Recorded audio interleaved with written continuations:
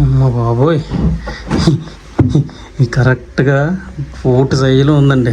చిన్నది లెగేసేమో టంగుమని తగలడం కాదు, రాసుకుని వెళ్ళిపోద్ది మొత్తం బుర్రని. అష్టముడి సరస్సు నెమ్మదిగా శ్వాస తీసుకునే చోట ముండ్రో దేవుడు నిశ్శబ్దం మాటలుగా మారుతుంది.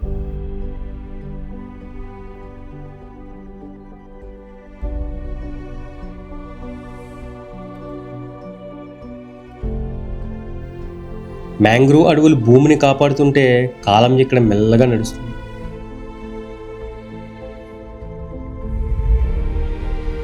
రోమన్, అరబ్, చైనా నౌకలు తాకిన ఈ తీరం ప్రపంచాన్ని కేరళతో కలిపింది.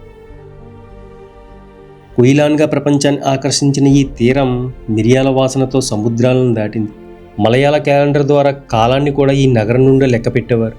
అటువంటి చరిత్ర గల నగరమే కొల్లాం.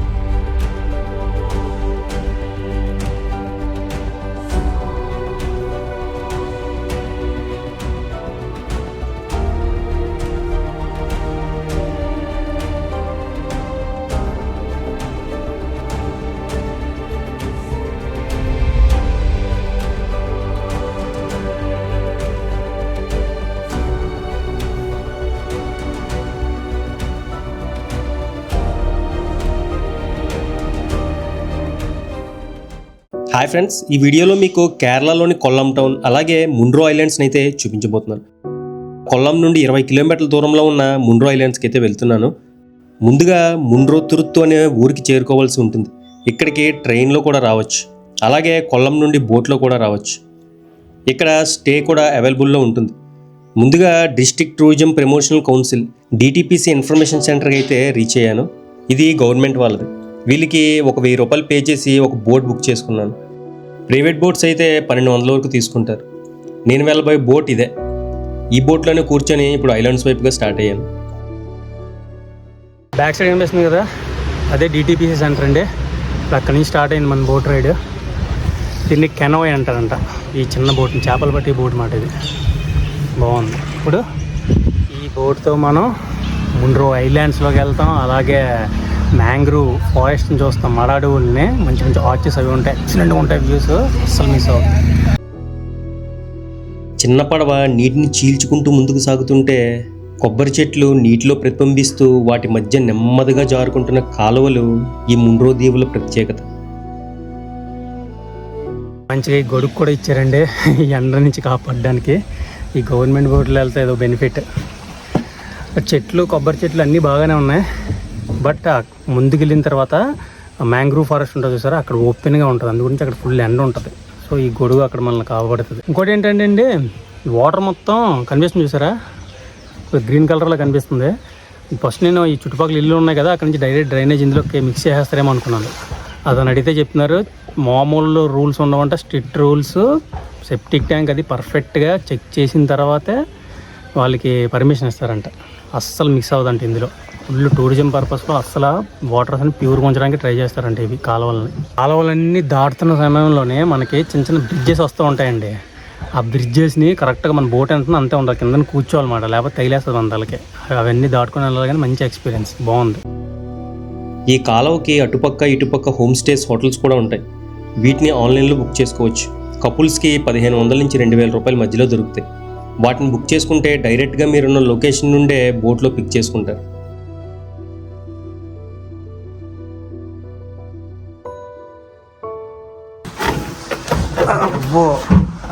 అమ్మ బాబోయ్, కరెక్ట్గా ఫోర్ట్ సైజులో ఉందండి. చిన్నది లెగేసేమో టంగుమని తగలడం కాదు, రాసుకుని వెళ్ళిపోద్ది మొత్తం బుర్రని. రెండు పక్కల కొబ్బరి చెట్ల నీడలో బోటు ముందుకు సాగుతుంటే అక్కడక్కడ పడే ఎండ మనల్ని పలకరిస్తూనే ఉంటుంది. ముందుకు సాగుతున్న కొద్దీ కాలువలు ఇంకా చిన్నగా మారుతాయి. అప్పుడప్పుడు నీటి పరిమాణం కూడా పెరుగుతూ తగ్గుతూ ఉంటుంది. దీనికి కారణం ఈ కాలువలు సముద్రంతో కలవడమే.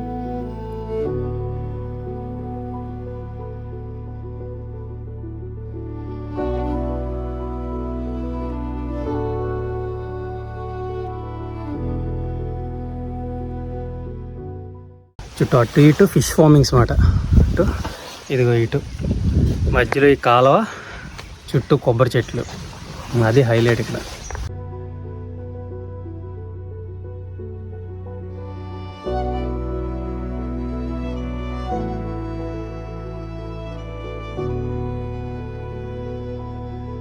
చూడండి ముసలోళ్ళు కూడా ఎంత అత్యుత్సాహంతో వస్తున్నారో. మరి మీరు ఎప్పుడు వస్తారా?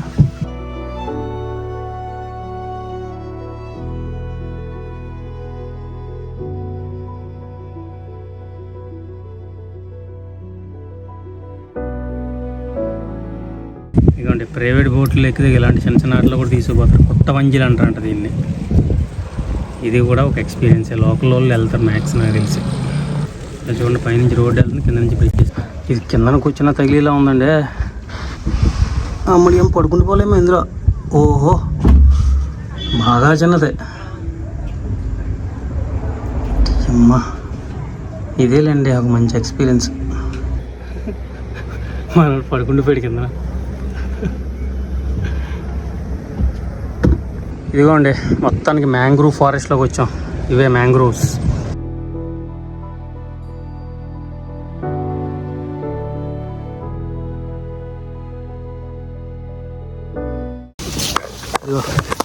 తగులుకొని మరీ తీసుకుపోతున్నాడు. మ్యాంగ్రూవ్ ఫారెస్ట్ అంటే తెలుసు కదా, మన కాకినాడలో చూసాం మడ అడవులు అంటారు. తక్కువ ఎత్తులో పెరుగుతాయి. ఈ నదులు సముద్రాల దగ్గర కలిసే చోట్లో పెరుగుతాయి అన్నమాట ఇటువంటి ఫారెస్ట్స్.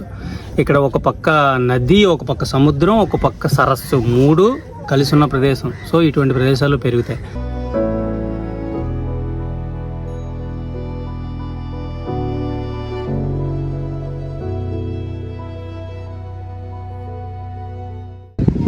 ఇక్కడ కావాలనుకుంటే మీకు ఇటువంటి బోటింగ్లు కూడా ఉన్నాయి. ఇక్కడ బాగా చేస్తున్నారు. ఇక్కడ ఇదిగోండి ఫైనల్గా లేక్లోకి ఎంటర్ అవుతున్నాం. ఇప్పుడు ఇక్కడ హైలైట్ విజువల్స్ ఉంటాయి అన్నమాట.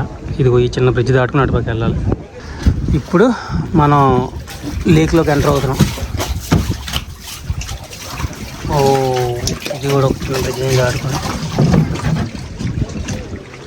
అది లేక్లోకి ఎంటర్ అవుతున్నాం. ఇంకా ఇక్కడ బోటింగ్ వేసి సూపర్ చేస్తున్నారు.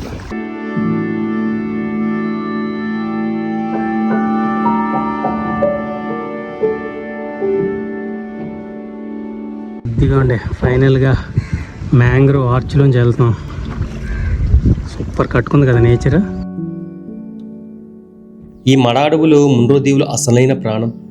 ఇవి చూడడానికి చెట్లే అయినా జీవించే విధానం మాత్రం పూర్తిగా భిన్నం. నీటిలోనే పుట్టి నీటిలోనే బ్రతికే ఈ చెట్లు ముండ్రో దీవులను ఇప్పటికీ నిలబెట్టిన ప్రకృతి కవచం. చెట్ల కొమ్మలపై నుంచి వాలిపోతూ నీటిలో ఆక్సిజన్ తక్కువగా ఉన్న వేర్ల ద్వారానే ఈ చెట్లు శ్వాసిస్తాయి. ఇదే మ్యాంగ్రూవ్ అడవుల అద్భుతం. ఇవి మంచినీరు, ఉప్పు నీరు కలిసే ప్రాంతంలో పెరుగుతాయి. అలల వేగాన్ని తగ్గించి భూక్షయాన్ని ఆపుతాయి. దీవులు పూర్తిగా మునిగిపోకుండా కాపాడే సహజ గోడలుగా పనిచేస్తాయి. ముండ్రో దీవులు నెమ్మదిగా మునిగిపోతున్నాయన్న మ్యాంగ్రూవ్ అడవులు మాత్రం ఇంకా పోరాడుతూనే ఉన్నాయి. ఇవి లేకపోతే ఈ దీవులు ఎప్పుడో నీటిలో కలిసిపోయేవి. ముండ్రో దీవులు మొత్తం 8 చిన్న దీవుల సమూహం. వాటిని చిన్న చెక్క వంతెనలు, పడవ మార్గాలు కలుపుతాయి. కొన్ని దీవుల్లో రోడ్లు కూడా లేవు, నీరే మార్గం. నది, సరస్సు, సముద్ర ప్రభావం 3 కలిసి ఈ దీవులకు ప్రత్యేకమైన భూగోళ స్వరూపాన్ని ఇచ్చాయి. ఈ దీవులకు పేరు వచ్చింది బ్రిటిష్ అధికారి కల్నల్ జాన్ మున్రో నుంచి. అతను ట్రావెన్కోర్ రాజ్యంలో దివాన్గా పనిచేసినప్పుడు ఈ ప్రాంతాన్ని పునరుద్ధరించడంలో కీలక పాత్ర పోషించాడు. ముండ్రో దీవుల్లోని కొన్ని ప్రాంతాలు ప్రతి సంవత్సరం కొన్ని సెంటీమీటర్ల చొప్పున భూమి దిగజారుతోంది. దీనికి గల కారణం సముద్ర మట్టం పెరగడం, మ్యాంగ్రూవ్ల తగ్గుదల, భూగర్భ జలాల మార్పులు.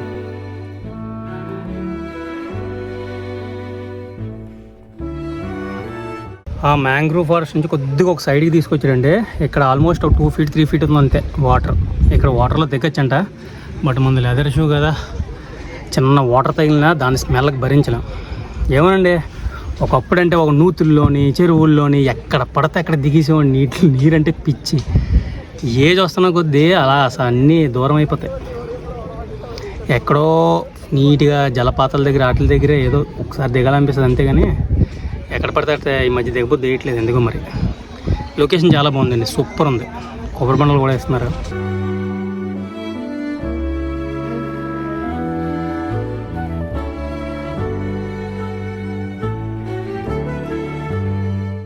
మన డ్రైవర్ దగ్గర అని టోపీ ఉందండి. మనకి ఇందాకడే ఇస్తే ఈ పాటికి మంచి కొడుకును లాస్ట్లో ఇచ్చాడు. బాగుందండి ఈ టోపీలు బాగుంటాయి. బీచ్ సైడ్ అట్మాస్ఫియర్ ఎంజాయ్ చేయాలంటే 360 డిగ్రీస్లో మనకి నీడ తగులుతుంది.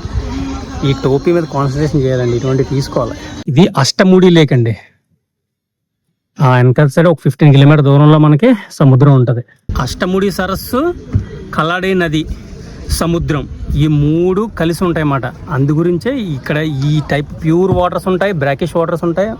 బ్రాకిష్ వాటర్స్ అంటే ఉప్పు నీరు మంచి రెండు మిక్స్ అయ్యి ఉంటాయి అన్నమాట. టేస్ట్ డిఫరెంట్గా ఉంటుంది. అది మనకి ఒరిస్సాలో చూపించాను కదా ఇంతకుముందు చిల్కా లేక్ అని చెప్పేసి అలాగా. అదే మన కొల్లేరు సరస్సులో అయితే ప్యూర్ మంచినీటి సరస్సు అన్నమాట. అది ఇంకా ఎంత బాగా డెవలప్ చేసుకోవచ్చేదాన్ని. ఒకప్పుడు ఈ ఏరియాలోని భయంకరమైన ఫ్లడ్స్ వచ్చి ఉంటాయండి. మరి ఒక్కసారి ఫ్లడ్ వచ్చిందంటే మొత్తం తుడిచిపట్టిపోయేదంట. అలాంటి ఫ్లడ్స్ వచ్చేవంట 18th సెంచరీలో. ఆ టైంలో మనం బ్రిటిష్ ఇండియా హలంలో ఉండేది కదా, అప్పుడు కల్నల్ జార్జ్ మున్రో అంట. ఆయనేమో ఈ ఏరియాకి కల్నల్ కింద ఉండేవాడు, అడ్మినిస్ట్రేటర్ కింద ఉండేవాడు అంట. ఇతను ఇక్కడికి పంపించి వీటిని ఏదైనా సాల్వ్ చేయమంటే అప్పుడు ఈ కాలువలన్నింటిని తవ్వి సముద్రాన్ని, సరస్సును, నదిని మూడింటిని ఏకం చేసాడు అనమాట. ఏకం చేయడం వల్ల ఏంటంటే ఈ వరదలు ఏంటంటే ఆ కాలువల గుండా ఆటల గుండా ప్రవహించి 3 ఏకం అయిపోయి కదా. సముద్రం నీరు ఎప్పుడు ఎక్కువగా ఉంటుంది, అప్పుడు బ్యాలెన్స్ అవుతూ ఉంటుంది అన్నమాట. ఒక ఏరియా నుంచి ఇంకొక ఏరియాకి. అప్పుడు మైదానం ప్రాంతంలోకి నీళ్లు రాకుండా ఆ విధంగా డిజైన్ చేసాడు 1802-3 ఆ టైంలో. అప్పుడు అలా డిజైన్ చేయడం వల్ల ఇప్పుడు వీళ్ళకి జీవనాధారం అయింది. ఎంత బాగుందండి అంటే లొకేషన్. అటు ఇటు కొబ్బరి చెట్లు ఇవంతా చూసారు కదా, వీళ్ళందరికీ జీవనాధారం ఇదే. ఇక్కడ ప్రజలు కొబ్బరి సాగు, మత్స్యకార జీవితం మీదనే ఆధారపడి జీవిస్తూ ఉంటారు. మాన్సూన్ టైంలో ఈ దీవులు ఇంకా పచ్చగా మారుతాయి, కానీ నీటి మట్టం ఎక్కువగా ఉంటుంది. ఆ టైంలో ఇక్కడ టూరిజం బంద్లో ఉంటుంది. నవంబర్ నుంచి మార్చి వరకు ఈ దీవులను సందర్శించడం ఉత్తమం. వీళ్ళు చూడండి, కయాకింగ్ బోట్లు వేస్తే ఎలా నడుపుకుంటూ వస్తున్నారు. వీళ్ళకి తెలియదు ఎలా వేయాలో. అటు ఇటు ఆ గట్టుకి ఈ గట్టు గుద్దుకొని వస్తున్నారు. చూడండి, ఈ కయాకింగ్ బోట్లు పెద్ద కాస్ట్ ఉండవండి, ప్లాస్టిక్. అట్లీస్ట్ ఇవైనా మన సైడ్ సెట్ చేయొచ్చు. ఇదిగోండి, మనం రేసింగ్ బోట్లు చూస్తాం కదా, ఇది ఎంత పొడుగుంది చూసారా. రేసింగ్ బోట్ మాట ఇది. ఇంతకుముందు అలిప్పిలోనే ఒక కైండ్ ఆఫ్ ఎక్స్పీరియన్స్ అంటే ఇది ఒక కైండ్ ఆఫ్ ఎక్స్పీరియన్స్. బాగుంది. అలిప్పిలో ఏంటంటే అవి మెయిన్ ఒకటే ఒక సముద్రంలాగా అనిపించింది. అది నాకు పెద్ద అంత ఇంట్రెస్ట్ ఏమనిపించలే. కాకపోతే విలేజ్లోంచి వెళ్ళాం కదా, అది ఓకే. కానీ బట్ ఇది సూపర్ ఉందండి, చాలా బాగుంది ఇది. ఎందుకంటే ఆ మ్యాంగ్రూవ్ ఫారెస్ట్లోంచి, ఎందుకంటే మన ఆంధ్రప్రదేశ్లో కూడా మ్యాంగ్రూవ్ అడవులు ఉన్నాయి. అందుగురించి ప్రత్యేకంగా మ్యాంగ్రూవ్స్ ఎలా డైవర్ట్ చేశారని చూడడానికి ఇక్కడికి వచ్చాను. మన దగ్గర దీనికంటే సూపర్ ఉంటుంది. మన కాకినాడ దగ్గర ఉన్న మ్యాంగ్రూవ్ ఫారెస్ట్స్, మడ అడవులు భలే చేయొచ్చండి. టూరిజం మీద ఎప్పుడు కాన్సన్ట్రేషన్ చేస్తున్నారు. ఉన్నాయి టూరిస్ట్ ప్లేస్లు, కానీ దాన్ని ప్రమోషన్ ఎవరు చేస్తున్నారు? ప్రమోట్ చేయాలి కదా, ఇంటర్నేషనల్గా ప్రమోట్ చేస్తేనే అప్పుడు వస్తారు జనాలు. 2 గంటల సమయం తర్వాత తిరిగి డిటిపిసి సెంటర్కి రీచ్ అయ్యాను.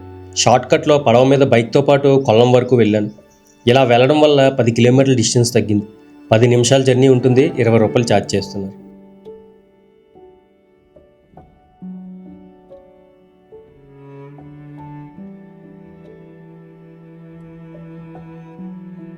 కొల్లంలో కుళ్ళు సోడా చాలా ఫేమస్ అండి. ఎప్పుడైనా వెళ్ళినప్పుడు ట్రై చేయండి.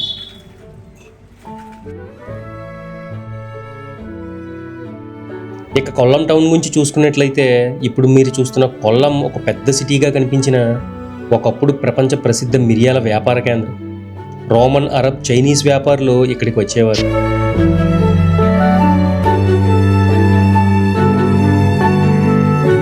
పదహారవ శతాబ్దంలో నిర్మించిన ఈ పోర్చుగీస్ కోట అప్పట్లో కొల్లం ప్రపంచ మసాలాల వ్యాపారానికి కీలక కేంద్రం.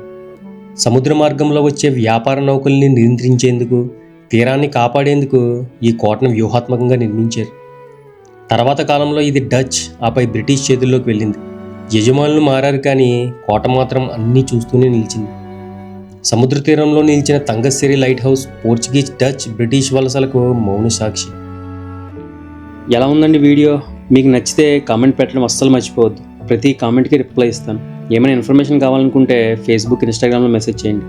ఫైనల్గా లైక్, సబ్స్క్రైబ్ చేయడం అయితే అస్సలు మర్చిపోవద్దు. నెక్స్ట్ వీడియోలో కలుద్దాం. Thanks for watching.